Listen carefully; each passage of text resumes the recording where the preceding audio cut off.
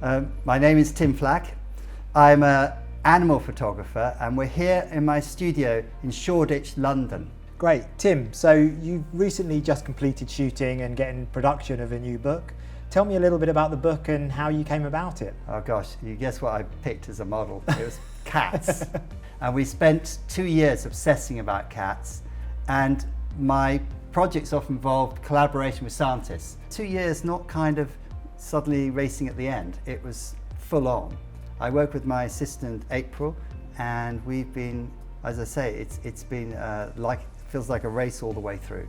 I tackled many animals from, I did a book on endangered animals, yeah. From tracking down, from diving with great whites to ending up in the jungle, tracking down certain birds. I've done endangered animals, a bird book, and I thought that cats, I left it till now because I just thought, could I come out with dignity?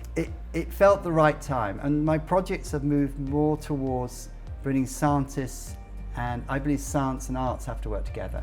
Storytelling with compelling images, and really bringing in the research around what is feline.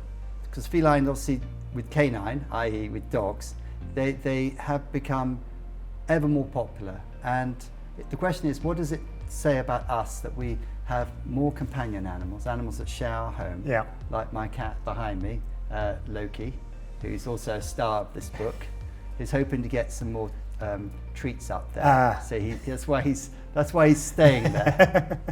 And the other thing with it was to look at the questions around that, but also to look at the wild animals, and also to question, how did domestication happen? How did they go from being in Egypt to be seen as deities, to then being seen as reviled, and now sort of online superstars? What is that journey? And what does it say about us and the role of from being mousers to now really just keeping us company? Domestic cat, that should be straightforward. But I found their wild counterparts, like the jaguars and the pantanal in Brazil, were actually far easier in some respects, because I just had to be on a boat and know where the cats were. Whereas the cat, sometimes when it doesn't want to be on that surface behind us, at the moment we have a cat that wants to stay there because he thinks it's going to get something, but the moment you want it to do something, it does the opposite. And why science in particular is so important? Is it because it gives you that extra validity to the work you're doing? Is it that credibility that you're looking for? Because ultimately, from a photographic perspective, you have credibility coming out of your ears. So why science at this particular point? I think it's just simple curiosity, actually. I mean, I remember we were in some party and said, why do cats go mental over catnip? And you kind of want the answer. You kind of want to know that actually it's insect repellent.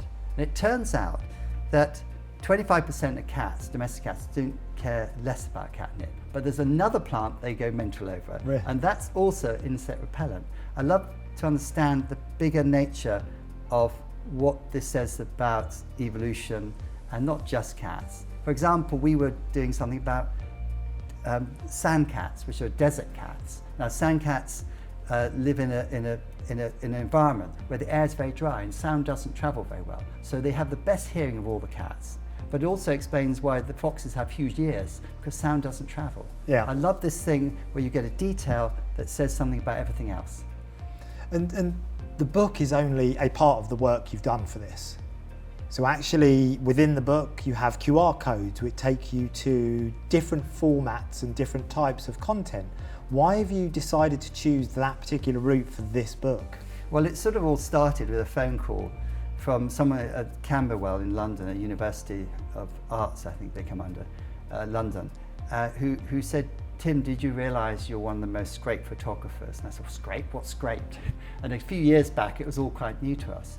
But this meant that my work has been, the data sets have taken my work, and models have trained on that. And a few years later, I was to find that I was on this Mid-Journey star list, which is apparently where stars have been impersonated. And so when I start a work on the book, I'm there going, well, what will my book be like in 15 years? How will we engage with those pictures? Now, my very stylized imagery, in fact, is under attack because it can look too stylized, and the cats are so extraordinary that you don't think they're real. We have cats which literally are grey on one side and black on the other, and it's like a line down the middle.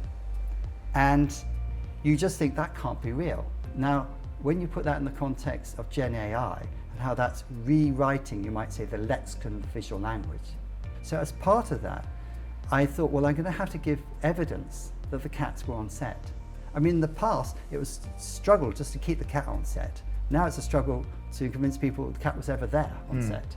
It's this kind of shift. And so, in a way, I think we all, as image makers, respond to the times we're working. And we all have to, in a sense, reset, recalibrate, you might say, the actual way in which we deem what is real or is deemed to be real. After all, something can be real, but if you don't think it's real, then you, in a sense, where you lose that trust, people just don't get the same reward from the picture. And you talk about trust, and obviously we know you've been an EIZO user for many years, and trust is one of the reasons why you pick all of the equipment you use within your portfolio. All of your capture and output is a digital workflow, and you have to trust those particular tools that you use.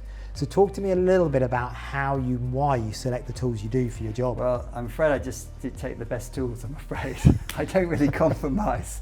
And EIZO, for me, is an amazing screen. It's so good that I don't even think about it, because we go from the retouching on the screen with this and to printing it out. We have large format printers here, and it just feels very seamless.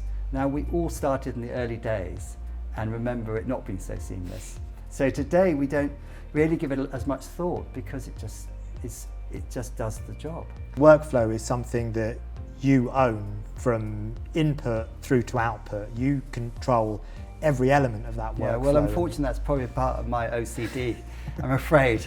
I think that some photographers free up more time by actually bringing a team of people to do post-production and maybe guide them quite well. I'm not suggesting my approach means that I probably faff around a lot more, but I do have, you might say, ownership of the digital workflow. But I suspect the sacrifice is you get less content shot, but you have it's more your signature. So my style of imagery, these very kind of emotive portraits that are almost like humans out of my animals. And obviously we talk about Loki, and with some of the spreads in the book, you've seen Loki's journey progress from a tiny 8-day-old kitten to where he is now, and how has that journey been part of the whole process as well? I think that it's easier when you have your own cat to relate to how people are passionate about their respect. It's a bit more easier. I think that seeing a cat, which is obviously we were going to the mother and kitten when it was 8 days, it's so small and so vulnerable, and we actually in the book measured it at each stage. We're able to, between 8 weeks, well, so 8 days to 8 weeks, able to scale it so it reproduces the scale in the book. But the relationship of having a cat, watching it do the zoomies, which is when it hurtles around, each cat's unique, I think makes me feel that I can relate to the people who might be drawn to my book.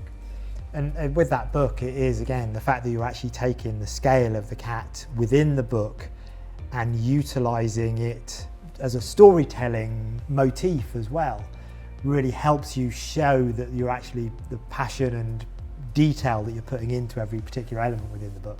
I think the way we did it so that everything, the style of lighting was all consistent, allows you to see the morphological change between the infant as it became an adult.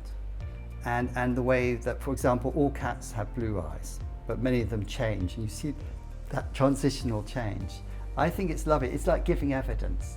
Photography has always been like historical evidence. The problem today, of course, is that's going to come under doubt, whether we wonder if the picture we're looking at is real.